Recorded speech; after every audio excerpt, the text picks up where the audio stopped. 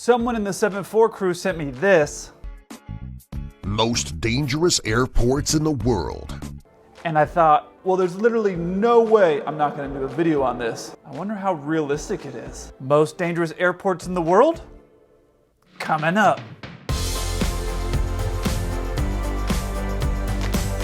Hey 7-4 crew, welcome back. If you don't know me, my name's Kelsey. I'm a 747 pilot. My channel, 7-4 Gear, is all about aviation. I really appreciate all of you in the 7-4 crew for sending me videos like this that I would never find on my own, and I am so curious to see if this is even remotely realistic. Let's get into it. Lukla Airport. This is the main airport that you would take if you were going to be visiting Mount Everest.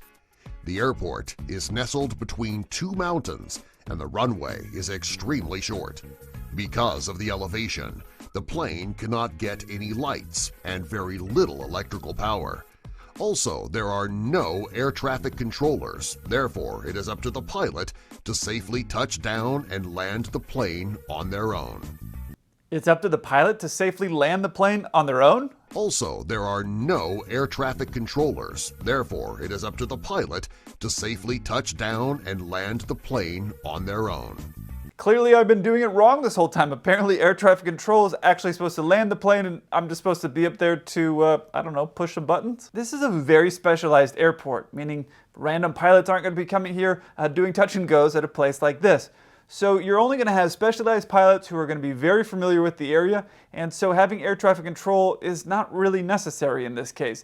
There's going to be a frequency that these pilots are all going to be communicating on, and so everyone's going to know and have kind of a layout or a pattern of the way in and the way out, and they're going to be coordinating, and the amount of traffic there I can't imagine is that busy to require air traffic control. But this part had me really confused. Because of the elevation, the plane cannot get any lights and very little electrical power. So I'm assuming that they're meaning the airport can't have lights and power, not the plane, because the plane can fly at that altitude fine and it doesn't need to be hooked up anywhere to get ground power or electricity. It's able to generate its own electricity with the engine. So I'm guessing they're meaning the airport. But here's something to keep in mind. An airport like this doesn't really need lights. Planes aren't going to be flying in there in the middle of the night. So you're only probably going to have a day approach and in clear skies, or relatively clear at least. You're not going to have planes coming in there at nighttime because of the mountainous area. You're not going to have something like that in a place like this. This airport is dangerous, but for none of the reasons what they mentioned. It is a relatively short runway. It's only 1,700 feet long, and I didn't know that. I had to look that up. But it's only 1,700 feet long, which is very short. I would say your typical short airport that you might see will be 3,000, maybe 4,000. That's going to be your short airports. That's not something that I will fly my plane into, but you will see that. And I've landed at runways that are that short. That would be a typical short runway, so it's half that size. So for that reason, there's some danger, and it's also at a very steep slope. Pilots are used to landing on a flat place. A typical runway is going to be flat, and in my experience where there's been humped runways, you'll see some that have a big bump or a slight grade. Sometimes the pilots will slam it in because they're not used to landing on something that's not flat.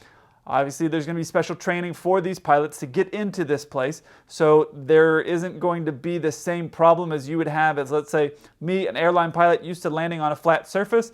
If you put me on this runway, it'd probably be a straight up hot mess. But the pilots that are flying this are going to get special training before they go there. Another reason an airport like this is dangerous is I'm guessing that there's very limited go-around procedures. Typically, when a pilot messes up an approach to get onto a specific runway, they're able to do a go-around and come back around again. I think this is backed up to a mountain, so you'd have to make the decision to go around pretty early on. It's not like you can have a bad landing and this, oh, it's okay, we'll just go around and try it again. I think there is probably a procedure for that, but it's not going to be a typical one that you're going to see at an airport. And the third reason that a place like this is going to be dangerous is that the weather en route going in through the mountains like that can change quickly. So you might be en route to a place like that. There's not going to be any radar coverage from air traffic control to help you get around those mountains, and a plane of this size is going to struggle getting above huge mountains like you see here. So if you're en route and you get a bunch of weather that moves in on the airport, you're gonna have to get out quickly because you get stuck in the weather in a mountain valley like that. It is super dangerous. Another risk for an airport like this is the altitude. It's a very high airport. I think it's around 10,000 feet. I've flown into airports over 8,000 feet, and so for us, there's a lot of other things that we have to consider when you're going into a high altitude airport like that. So for that reason, it's also a dangerous airport. But for almost none of the reasons that they mentioned is that airport really dangerous. Courchevel Airport. This French airport is built into the Alps. When the pilot is ready to land, he must fly through a narrow valley for his descent. The runway is also very short. It is the shortest runway of any airport in the world. The runway is just 0.3 miles long. If the pilot is not able to get up enough speed to take off, they will fly right off a cliff and hope that the plane stays in the air. Another reason that takeoff is so difficult is that the runway has a downward slope of about 18.5%. Most pilots avoid using this airport at all costs. Shortest runway in the world? It is the shortest runway of any airport in the world. I mean, what about the one you just talked about? It's shorter. The reason I know that is because I had just looked it up. The airport we just talked about is actually about 30 feet shorter, and for those of you that don't use feet, it's 10 meters, about 10 meters shorter than the previous airport. So it's kind of strange. They just said it's the shortest in the world, but they just literally talked about a shorter runway right before this. Still, it is a very short runway. Now, a plane does need a certain amount of speed to get ready for takeoff. Having this very steep downward slope of, I think they said 18 degrees, is only going to help you gain speed though. And then the part about going off a cliff and hoping your plane stays in flight, I mean, let's just say, if your plane did go off a cliff and you were going too slow to take off, the plane is going to pick up speed, assuming you don't hit trees or rocks as you go off that cliff. You're going to pick up speed and then be able to fly away fine. So that doesn't really make any sense. That's not something that would be bad. If you said, if you went off this edge of the cliff and into a pile of rocks, that's a problem. But not going off the cliff and just flying away, that would just pick up speed and you'd be flying. Not really a big deal. They may be confusing cars with planes. Having a heavily sloped runway makes it a challenge for either landing and takeoff, because it's not the way that we were taught how to land or how to take off. But this part, most pilots avoid using this airport at all costs. That makes no sense at all. The pilots aren't going to be planning to go to a certain place and go, oh, that airport's closed. Where should we go? Oh, let's go to this very difficult one that's in the middle of the Alps, that's at this very high slope at this high altitude that's extremely short. That's my backup plan. That's not how it's going to be. So them saying that they try to avoid it at all costs, that makes no sense. People are specifically going there either for the challenge or because it's a beautiful area to fly through. When you're on a commercial flight and you're flying to a destination, the airlines usually book a secondary, a backup place to go to. Let's say that airport closes down for weather or who knows what, there's a backup to go to. This airport is not going to be a backup. And it's not like your pilots are going to be flying somewhere and then that airport closes and the other one says, I got a plan. It might get us both killed, but if it works, it'll be a totally boss story. Cool? To me, this is what's dangerous about this specific airport. It's at a high slope. So if you're landing and there's ice or snow on there, you're going to be skidding. That's going to make it very dangerous. When I've been flying for the airlines, I've landed on a place and the plane starts to get a little bit loose because of ice. It definitely startles you because that's a lot of momentum to move around. The smaller planes are going to have less momentum, but it's still the same thing. If you've ever driven a car and you've been sliding around on ice, it's a very uncomfortable feeling. You don't have that much control. On my plane, we have specific things we can do to try to mitigate the risk or reduce the risk. But on a very short runway like this, there's not a lot of options. And the guy who's doing this narration, he's doing a good job, and his voice definitely adds to the drama. But it would be more dramatic if they said something like, and this airport is only 1,000 centimeters longer than the one in Lukla. You know, it sounds a little bit more dramatic than 10 meters longer. It sounds a little bit more dramatic. Toncontín Airport. This is yet another example of an airport that is located between the mountains with very rough terrain. In order for a pilot to prepare for the plane's descent, they would need to make a 45-degree turn if they're going to reach the runway, which is located in a valley. Once they make the turn, they would need to drop their altitude quickly. If they don't, the plane can scrape the terrain underneath, resulting in a crash. Only the most skilled pilots attempt a landing at this airport. No offense to any of the pilots who fly here, but the ones who go here are the ones that are specially trained to fly to this airport and the ones that have it show up on their schedule. It's not like the Top Gun of airline pilots are the only people who can fly into this specific airport. But I found this part really funny. In order for a pilot to prepare for the plane's descent, they would need to make a 45-degree turn if they're going to reach the runway. A 45-degree turn into a runway is pretty standard. That's nothing that special. It's called a dog leg. A lot of times, if you're on a visual approach, you'll come at a 45-degree angle to then turn into the runway. We call that a dog leg.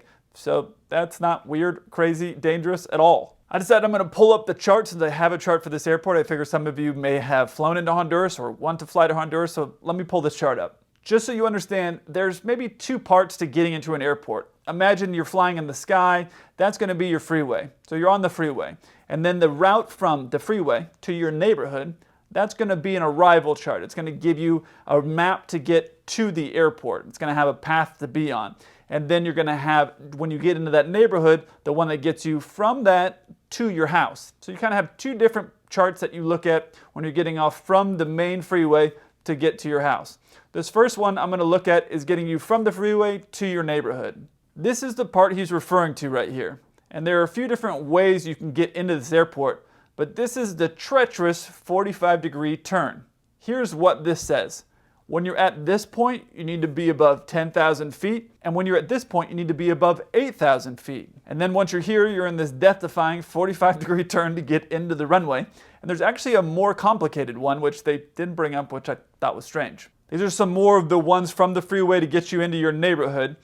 These are all the altitudes. It's basically saying you have to keep above each of these altitudes as you come in to the airport. And this one right here is 8,000 feet, and then you're going to be landing from here. And then he mentions about the steep descent from there to come in and land. Once they make the turn, they would need to drop their altitude quickly. So you know a typical descent rate that your plane will be on if you've ever flown in a commercial plane before is 3 degrees. 3 degrees is typically the rate of descent that we're taking as we're coming in to land on a runway. Now, that is the norm everywhere in the world. So there will be some airports that have a steeper pitch, but 3 degrees is the norm. So that's the norm. Let's take a look at this runway. It has one approach here. You see right here, that's 3 degrees. And this other one is 3.2 degrees. So buckle up, you're 0.2 degrees steeper on the approach, which is not a big deal. I've done steeper approaches than that before. Your typical commercial aircraft are not going to fly in anywhere that is going to be very high risk for you as a passenger. It may look high risk because they're flying close to the terrain, but there's a certain parameter that every airliner has to follow to have terrain clearance. And you saw on that plate it has certain altitudes. At those altitudes, the planes are going to be safe, and the autopilot gives you protection. You have all kinds of different checks and protections to make sure that the plane is not going to be anywhere near the mountain. The real danger for coming into an airport like this is actually going to be a direct flight from like New York or Boston in the middle of winter. And the reason is that once you actually get into Honduras in the middle of winter, it's going to be so warm, you're most likely going to get sunburned because you haven't seen the sun in 2 months. So that's the big risk of flying into this airport. Princess Juliana Airport. This airport was initially built for small planes. This is why the runway is just 7,148 feet long. In order for a large plane to land safely, it needs at least 8,202 feet. When the tourist industry in the area started booming, the airport began bringing 747s and A340s in its regular air traffic rotation. Another reason that this airport is so dangerous and unique is that there is a public beach located right before the runway. When planes land, huge gusts of wind and sand come up. This is a problem for the people at the beach. When he started talking about the 747s and then had the picture of the A340, the airport began bringing 747s and A340s in its regular air traffic rotation. I was like, oh, please just say 747s and show an A340. That would be great. If you're new to plane spotting or new to the channel or you want a really easy plane to identify, the A340 is a very easy plane to identify because it's just one level here. You can see with the windows, it's just one level and it has 4 engines. Most 4-engine planes that you're going to see are going to have at least 2 levels. But there aren't a lot of those flying anymore, but just so you see it, 1 level, 4 engines, A340, pretty easy. Then they talk about the runway length. This is why the runway is just 7,148 feet long. Now it's possible at the time of making this video, which I don't know when it was that short. I actually just looked it up. It's 7,546 feet now. Now that is a short runway. I will say though, when I was a new pilot on a 747, I landed continually and regularly on a pretty short runway that was 8,200 feet, or what did they say? 8,200 is the minimum. So I landed on a runway that was that length all the time when I was a new pilot on the 747. So it can't be that dangerous if me as a new pilot can figure it out. There's all kinds of protection as well in our landing information. When we get information to land on a specific runway, there's all kinds of buffers for brakes, for the speed brakes, all kinds of different things that are built in for protection so we don't go off the end of the runway. And then he said this, which I found pretty funny. In order for a large plane to land safely, it needs at least 8,202 feet. So you're saying that jumbo jets have been landing there for years, but they're doing it unsafely? Don't let these types of videos scare you. Airline pilots are big wimps. We're never going to fly anywhere that we think that there's a chance of us dying. It's definitely not worth our paycheck to fly in somewhere, and if we don't die, you won't die. So it's kind of a win-win. This video actually has a bunch more of these scary airports to go into, so I'm just going to have to make a part 2 to this video. If you want to see some actual poor choices that some pilots are making, check out this video here. And if you want to see something a bit funnier, watch this video up here. I look forward to hearing from you. Until then, keep the blue side up.